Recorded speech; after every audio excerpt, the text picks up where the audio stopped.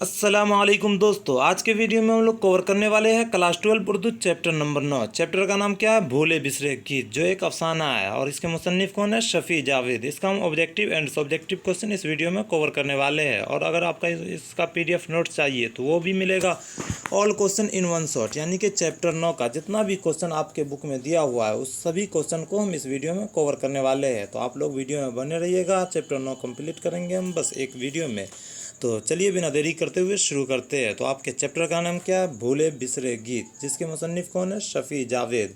और ये एक अफसाना है। आपके एग्जाम में पूछा जाएगा भूले बिसरे गीत किस सिनफ से ताल्लुक़ रखता है, तो आप लोग को किस में टिक करना है? अफसाना में। और भूले बिसरे गीत के मुसन्निफ कौन है? तो शफ़ी जावेद में टिक कर देना है। तो पहले शफ़ी जावेद कौन थे? तो मुसन्निफ थे।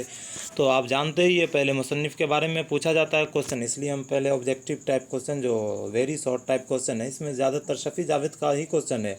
इससे पहले हम लाइन बाय लाइन एक्सप्लेनेशन वाला भी क्लास करा चुके हैं, यानी कि आपका बुक जो है कहकशा बुक, उसका एक एक लाइन पढ़ कर आपको बेहतरीन तरीके से समझा चुके हैं और उस चैप्टर का ऑब्जेक्टिव क्वेश्चन भी करा चुके हैं। इस वीडियो में हम लोग objective plus subjective question cover करने वाले हैं।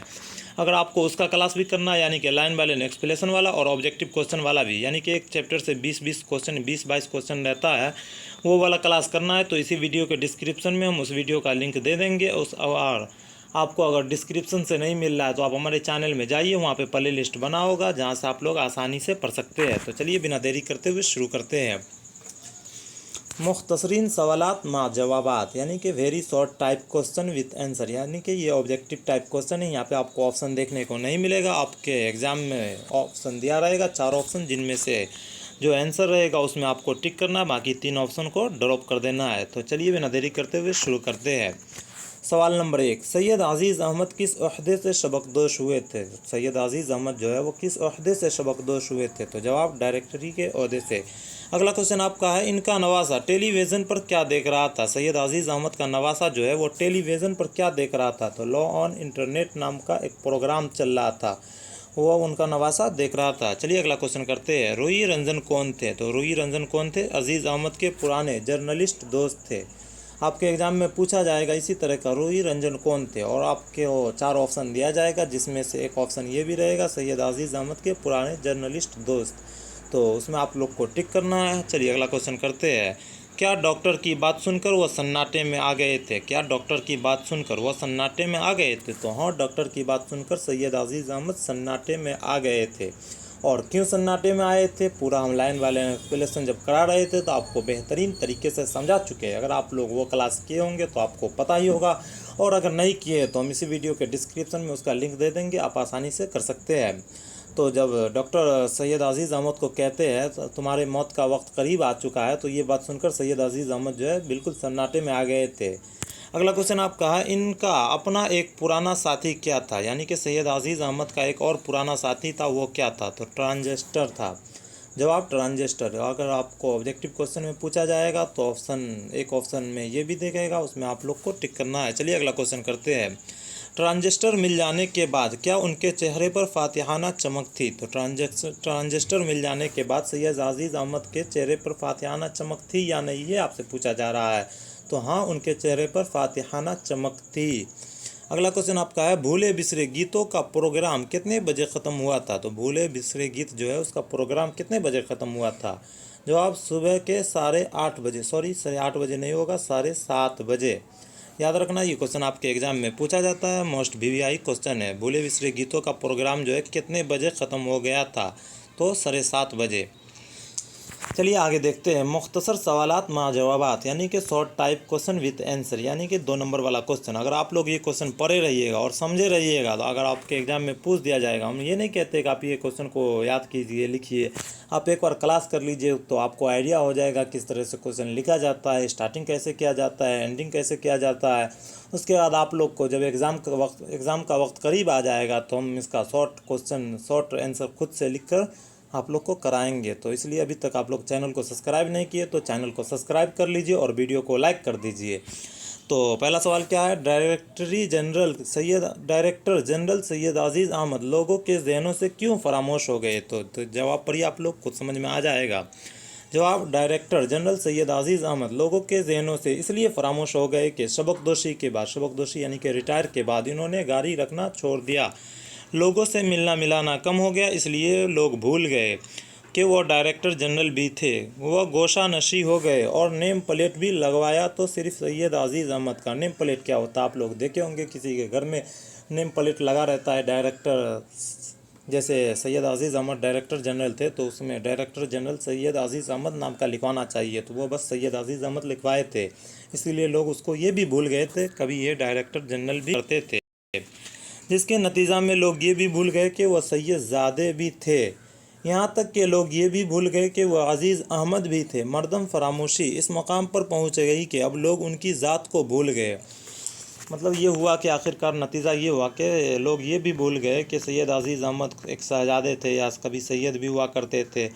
अगला क्वेश्चन आप लोग का है, आप डायरेक्टरी की लाश कब तक कंधे पर लिए फिरिएगा? ये बात बीवी ने सैयद अजीज़ अहमद से क्यों कही? अगर आपके ऑब्जेक्टिव में पूछा जाएगा आप डायरेक्टरी की लाश कब तक कंधे पर लिए फिरिएगा, ये बात किसने कही थी? तो सैयद अजीज़ अहमद की बीवी ने कही थी। और क्यों कही गई थी ये आपको सब्जेक्टिव क्वेश्चन में पूछा जाएगा, तो आप लोग अगर पढ़े रहिएगा तो आसानी से लिख दीजिएगा। तो आप लोग जवाब देख लीजिए। जवाब, ये बात बीवी ने सैयद अजीज़ अहमद को इसलिए कहा कि वह डायरेक्टर के ओहदे से रिटायर होने के बाद सैयद अजीज़ अहमद तकरीबन बेकार हो गए थे। सैयद अजीज़ अहमद जो है डायरेक्टरी के ओहदे से जब रिटायर हुए थे तो तकरीबन वो बेकार हो गए थे, और अक्सर दोनों मियाँ बीवी पेरी की वजह से बीमार भी रहने लगे थे, इसलिए तंगी में गुजर बसर होती थी। इधर डायरेक्टर साहब सोचते थे कि अब कोई काम भी करे तो वह डायरेक्टरी के से कम दर्जे का होगा। जाहिर सी बात है, डायरेक्टर यानी कि सैयद अजीज़ अहमद साहब इधर सोचते थे अगर आप कोई काम भी करेंगे तो वो डायरेक्टरी के ओहदे से दर्जे से कम ही होगा, इसलिए वो किसी काम को अपने मायार से पस समझते थे। इसलिए वो तंगी से गुजर बसर को कमतर मायार के काम में सबकी उठाने से बेहतर समझते थे। इसी वजह से बीबी ने सैयद अजीज़ अहमद को समझाया कि डायरेक्टरी की लाश कब तक धोते रहिएगा। उम्मीद है ये क्वेश्चन भी आप लोग को समझ में आ गया होगा। अगला क्वेश्चन आपका क्या है, आप बहुत काबिल और बड़े दानिश्वर हुआ कीजिए, असल बात ये है कि आपको मादी फ़ायदा क्या हुआ? बेटे ने ये बात क्यों कही? आप बहुत काबिल और दानिश्वर हुआ करते थे, असल बात यह है कि आपको ये सब होने का क्या फ़ायदा है जब आपके पास पैसा ही नहीं है। तो ये बात जो है किसने कहा था? तो बेटा ने कहा था। और क्यों कहा था ये आपका क्वेश्चन है, तो आप लोग जवाब पढ़ लीजिए, तो उम्मीद है आपको समझ में आ जाएगा।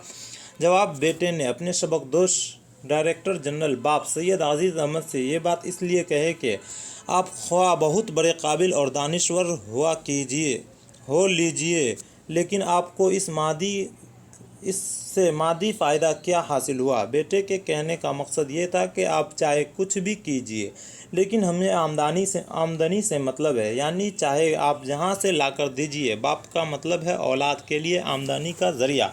अगर बेटे को बाप से कोई मादी फ़ायदा नहीं मिला तो बाप का वजूद ही बेकार है। यानी कि बेटे का कहने का मतलब है आपको इतने बड़े अक्लमंद और दानिश्वर होने का क्या फ़ायदा है जब आपको इससे मादी फ़ायदा कुछ हासिल ही नहीं हुआ। बेटे का कहने का मकसद ये है कि हमें आमदनी से मतलब है, यानी कि आप कुछ भी कीजिए, हमें किससे मतलब है? आमदनी से, यानी कि पैसा से। आप जहाँ से भी ला कर दीजिए। बाप का मतलब है औलाद के लिए आमदनी का ज़रिया। अगर बेटे को बाप से मादी फ़ायदा नहीं मिला तो बाप का वजूद ही बेकार है। ये सैयद अजीज़ अहमद के बेटे का कहना है। अगला क्वेश्चन आप लोग का है, वो ट्रांजिस्टर क्यों ढूंढ रहे थे? सैयद अजीज़ अहमद जो है ट्रांजिस्टर क्यों ढूंढ रहे थे, ये आपका क्वेश्चन है। तो जवाब, अपने बेटे और बीवी की अजियत आमेज़ सलूक से, यानी कि उनकी बीवी और उनके बेटे की बात सुनकर वो अजीब सा परेशान होने लगा था। तो जब सैयद अजीज़ अहमद तंग आ गए और फ़िक्र में उस कर डूबे के एक बार सख्त बीमार पड़ गए, मतलब वो फ़िक्र में एक बार सख्त बीमार पड़ गए। एसीजी एक जांच होता है वो कराया और डॉक्टर को दिखाया, तो डॉक्टर ने एक ख़तरनाक बीमारी का इशारा दिया और सिगरेट जो उनका पुराना साथी था, क्या सिगरेट जो है सैयद अजीज़ अहमद का पुराना साथी था, जिससे वो तन्हाई में गम गलत करते थे। गम गलत यानी कि गम को कम क्या करते थे, इस पर डॉक्टर ने मुकम्मल पाबंदी लगा दिया था। इस पर सिगरेट पीने पर सैयद अजीज़ अहमद को डॉक्टर ने मुकम्मल पाबंदी लगा दिया था। अब रातों को तन्हाई में लिखने पढ़ने के दौरान इन्हें सिगरेट की जुदाई का करब सताने लगा। अब रातों में जब वो लिखते पढ़ने थे तो उस दौरान उन्हें सिगरेट की जुदाई का करब सताने लगा। इस करब को मिटाने और गम गलत करने के लिए इन्हें एक और पुराने साथी की याद आई और उनका पुराना ट्रांजिस्टर जो इन्हें दिल की बातें सुनाया करता था, अब वो ट्रांजिस्टर को नहायत शिद्दत से ढूंढने लगे। मतलब क्या है, सैयद अजीज़ अहमद जब अपनी बीवी और बेटे की बात से बहुत ज़्यादा फिक्र होने लगे, उसके बाद वो सख्त बीमार पड़ गए थे, तो एक जांच करवाया था। कौन जांच? ECG। तो डॉक्टर ने उनसे कहा था, बहुत ख़तरनाक बीमारी की तरफ इशारा किया, और सिगरेट जो उनका पुराना साथी था उसको वो मना कर दिया था। वो सिगरेट क्यों पिया करते थे? तो अपने गम को कम करने के लिए। अब वो सिगरेट पीता नहीं था, जब डॉक्टर मना कर दिया तो सिगरेट भी पीना छोड़ दिया था। तो अब उसका पुराना साथी याद आने लगा। कौन? ट्रांजिस्टर। तो उसी को वो ढूंढने लगा, जो उनके बातों को समझता था और उनकी दिल की बातें को सुनाया करता था।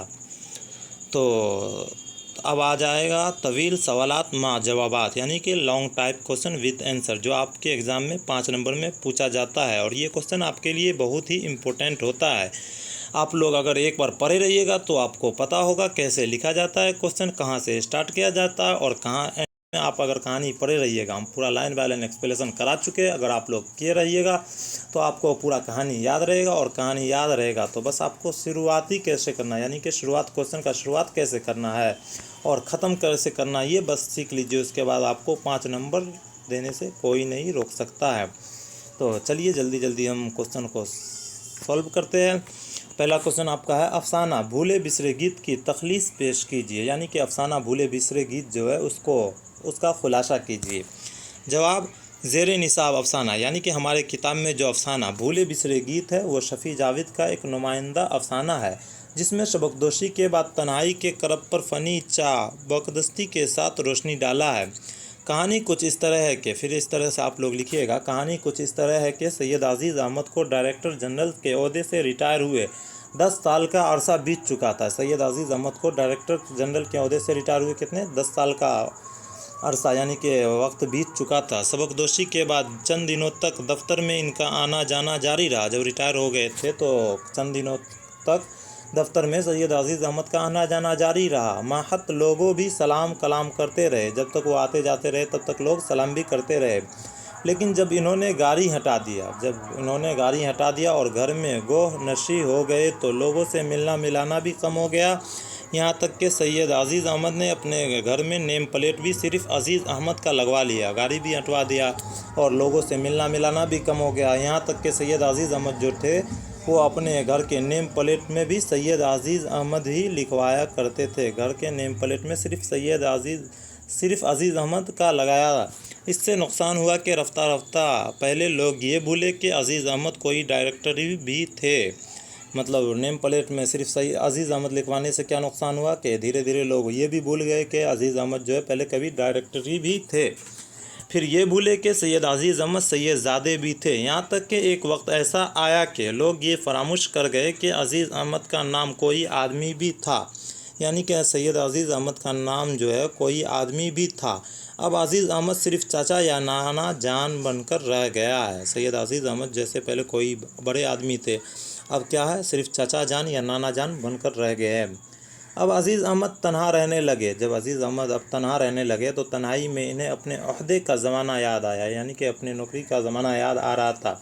माजी के झरोखे में इन्हें अपना शानदार ज़माना फ़िल्म के मंजर की तरह घूमता हुआ नज़र आ रहा था, यानी कि गुज़रा हुआ ज़माना जो है इन्हें अपना फिल्म के तरह मंजर घूमता हुआ नज़र आ रहा था। माजी के समंदर में गोता लगाते लगाते, यानी कि वो पिछला बात सोचते सोचते औंगने लगे। फिर दिल बहलाने के लिए टीवी का न्यूज़ सुनने चले गए, मतलब फिर दिल बहलाने के लिए टीवी का न्यूज़ सुनने के लिए चले गए। वहाँ उनका नौजवान नवासा टीवी पर लॉ ऑन इंटरनेट प्रोग्राम देख रहा था। ये क्वेश्चन आपके ऑब्जेक्टिव क्वेश्चन में भी पूछा जाएगा। सैयद अजीज़ अहमद का नवासा जो है टीवी पर कौन सा प्रोग्राम देख रहा था? तो लॉ ऑन इंटरनेट नाम का एक प्रोग्राम देख रहा था। ख़बरों के आने के इंतज़ार में वो औंग गए थे, मतलब वो जब उसका नवासा लॉ ऑन इंटरनेट प्रोग्राम देख रहा था तो सैयद अजीज़ अहमद वहाँ पर जाकर बैठ गए और ख़बरों के आने के इंतज़ार में वो औंग गए। लेकिन नवासे ने उनकी मौजूदगी का कोई नोटिस नहीं लिया, यानी कि जब वो बैठ गए थे और वो ख़बरों के आने में औंगने लगे, फिर भी उनका नाती जो है नवासा उनकी मौजूदगी का कोई नोटिस नहीं लिया, मतलब वो मौजूद है उससे कोई फ़र्क ही नहीं पड़ा। आखिर उन्होंने टीवी पर मौजूदा प्रोग्राम के बारे में दरियाफ़त किया। आखिरकार सैयद अजीज़ अहमद जो है मौजूदा प्रोग्राम जो लॉ ऑन इंटरनेट चल रहा था उसके बारे में पूछा वो अपने नवासे से। नवासे ने उनसे उसका भी कोई जवाब नहीं दिया। जब सैयद अजीज़ अहमद अपने नवासे से पूछता है लॉ ऑन इंटरनेट के बारे में, तो उसका भी जवाब उनका नवासा नहीं दिया, उठकर चला गया, चुपचाप उठकर चला गया। फिर अजीज़ अहमद खुद ही टीवी से उठकर चले गए और नवासा भी फिर आकर खामोशी से टीवी देखने लगा। अब अजीज़ अहमद घर के बाहर आ गए और तन्हाई के करब से दो चार होने लगे। अब सैयद अजीज़ अहमद जो है घर से बाहर आ गए और तन्हाई के करब से दो चार होने लगे। एक छोटा सा घर था इसमें घुटन महसूस करने लगे थे। एक छोटा सा घर था जिसमें वह घुटन महसूस करने लगे। घर के लोगों का नज़रअंदाज करना एक अलामती बात थी। घर के लोगों का नज़रअंदाज करना भी एक अलामती बात थी। समाज ने नई नज़ारा करना शुरू कर दिया। किसी प्रोग्राम में जाते तो मिलने वाले भी इनको बेकारी का ताना देते थे। जब वो किसी प्रोग्राम में जाते थे तो उसके मिलने वाले भी उनको बेकारी का ताना देते थे। इस सूरत हाल से दो चार होने के बाद सैयद अजीज़ अहमद जो है अपनी ज़िंदगी बेसबाती और इस फ़लसफ़ा को अच्छी तरह समझ लिया कि लेकिन बीवी और बेटे थे कि इनको चैन से बैठने नहीं देते थे। सैयद अजीज़ अहमद जो थे अपनी ज़िंदगी को अच्छे तरीके से समझ लिया था, लेकिन बीवी और बेटे जो है इनको चैन से बैठने नहीं देते थे। यहाँ तक कि कुछ कमाने का पेशा करने का मशवरा देता था। यहाँ तक कि उनकी बीवी और बच्चों जो है कुछ पैसा कमाने का मशवरा दिया करते थे और दौलत की अहमियत का फ़लसफ़ा समझाते थे। और दौलत की अहमियत होती है वो उनका परिवार उसको समझाते थे। यहाँ तक कि अजीज़ अहमद एक दिन सख्त बीमार हो गए। डॉक्टरों ने तशख़ीस के बाद सिगरेट छोड़ देने और मुकम्मल आराम का मशवरा दिया। एक दिन सैयद अजीज़ अहमद बीमार पड़ गए तो डॉक्टर के पास जाते हैं तो डॉक्टर उनसे पूछते हैं आप कोई नशा भी करते हैं? तो वो कहा नहीं, बस सिगरेट पीता हो। तो वही बोला डॉक्टर जो ये सिगरेट नशा नहीं होता है, सिगरेट लाओ। उसके बाद वो खिड़की से फेंक देता है। उसके बाद उसको सिगरेट से मना कर दिया जाता है जो आप सिगरेट नहीं पीजिएगा। और मुकम्मल आराम यानी कि पूरा आराम का मशवरा दिया। इस तन्हाई के क्रम में इन्हें अपना पुराना ट्रांजिस्टर याद आया जो इनका कदीम साथी था। कदीम यानी कि पुराना साथी था। अब अजीज़ अहमद ट्रांजिस्टर को तलाश करने में मसरूफ़ यानी कि व्यस्त हो गए। घर वाले को तनज़िया अंदाज में खामोशी से देख रहे थे, लेकिन अजीज़ अहमद ने हिम्मत नहीं हारा। घर वाले जो है इनको तनीज़ अंदाज में खामोशी से देख रहे थे, लेकिन अजीज़ अहमद जो है अपनी हिम्मत नहीं हारा और रात भर तलाश करने के बाद आखिरकार ट्रांजिस्टर को ढूंढ निकाला। इनके बाद चेहरे पर फातिहाना और अबदी मुस्कुराहट थी। यही क्वेश्चन आपके ऑब्जेक्टिव क्वेश्चन में भी पूछा जाएगा। क्या ट्रांजिस्टर मिल जाने के बाद सैयद अजीज़ अहमद के चेहरे पर फातिहाना चमक थी? तो हाँ थी। सुबह के 7:30 बजे भूले बिसरे गीत का प्रोग्राम ख़त्म हो चुका था। सुबह के कितने बजे? 7:30 बजे भूले बिसरे गीत का प्रोग्राम भी ख़त्म हो चुका था और सैयद अजीज़ अहमद का इंतकाल भी हो जाता है। अगला क्वेश्चन आपका है सैयद अजीज़ अहमद के किरदार पर अपने ख़यालात कलम बंद कीजिए। यानी कि सैयद अजीज़ अहमद के किरदार जो आपके भूले बिसरे गीत अफसाना में है उनको अपने ख़यालात में यानी कि आपका ख़याल क्या उनके बारे में कलम बंद कीजिए यानी कि कुछ लिखिए। तो जवाब पेश नज़र अफसाना भूले बिसरे गीत शफ़ी जावेद की फ़नकाराना सलाहियत का उम्दा नमूना है। इस अफसाने में सैयद अजीज़ अहमद का मरकज़ी किरदार है। इस अफसाने में किसका मरकज़ी किरदार है? आपके ऑब्जेक्टिव क्वेश्चन में पूछा जाएगा। भूले बिसरे गीत का मरकज़ी किरदार कौन है? तो सैयद अजीज़ अहमद। तो इस अफसाने में सैयद अजीज़ अहमद मरकज़ी किरदार है। अफसाने के सारे किरदार इसी किरदार के इर्द गिर्द घूमते हुए नज़र आते हैं। अफसाने में जितने भी किरदार हैं यानी कि अफसाना किसको कहते हैं? कहानी को। उस कहानी में जितने भी किरदार है उसी किरदार के यानी कि सैयद अजीज़ अहमद के ही इर्द गिर्द घूमते नज़र आते हैं। सैयद अजीज़ अहमद अपने अरूज के ज़माने में डायरेक्टर जनरल पर वक़ार अहदे पर नज़र आते थे। इस पर वक़ार अहदे से सबकदोश होने के बाद रफ्ता रफ्ता लोगों के हाफजे से फरामोश होने लगे थे। जब वो रिटायर हो गए थे अपने डायरेक्टरी जनरल के अहदे से तो वो धीरे धीरे लोगों के हाफजे मतलब जहन से फरामोश यानी कि गायब होने लगे हैं। इसके अलावा वह सैयद अजीज़ अहमद बेटा बीवी और नवासे के गलत रवैये का सफाकाना सलूक और बेरहमी को नहायत शिद्दत से महसूस करते हैं। इसके अलावा उनका बेटा और उनकी बीवी और उनका नवासा के गलत रवैया का सफाना सलूक का बेरहमी को नहायत शिद्दत से महसूस करते हैं। किसी बड़े ओहदे से रिटायर कर जाने वाला एक ऐसा शख्स अपनी गुज़श्ता ज़िंदगी उसूल पसंदी ईमानदारी और तर्ज़ रिहाइश के मुतालिक अपनों के दिल आज़ार तनज़ व तमसखर को बर्दाश्त करता हूँ। अपनी बढ़ती हुई तन्हाई की करब का मदा फेंकी हुई एक बेकार शय ट्रांजिस्टर में ढूंढता है।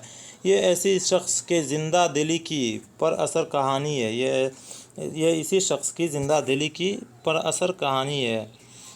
अज़ीज़ अहमद इस कहानी का एक ज़िंदा और मुहतरक किरदार है। घर वालों की बदसलूकी पर इसका रद्द-ए-अमल एक ऐसे खुद आगाह और होशमंद शख्स का बेकार रद्द-ए-अमल मालूम होता है जिसने इंसानी रिश्तों के खोखलेपन के मुकाबले में ज़िंदगी की सच्चाइयों को दरियाफ़त किया है।